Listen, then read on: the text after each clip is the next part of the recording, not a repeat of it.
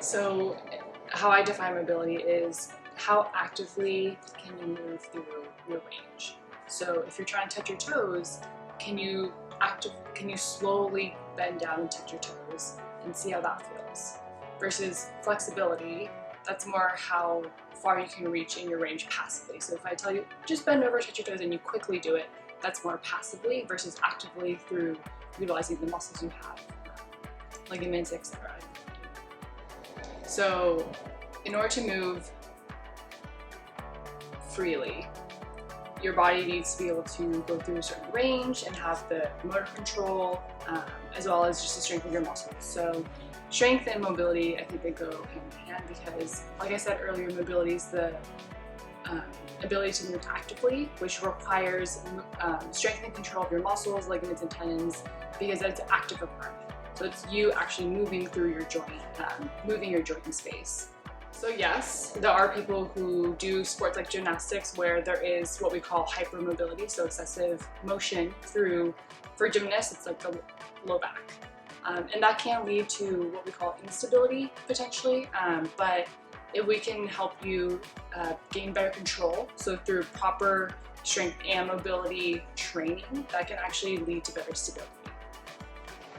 Okay, so as you know, over the past year, the pandemic has had everyone working from home, schooling from home, and so kids, so I've heard, I don't have kids of my own, but so I've heard that they've been, on Zoom all day, on playing video games, watching movies, watching Netflix, not getting as much active movement outside, like sports, playing with their friends, and so that obviously leads to a decrease in mobility and flexibility.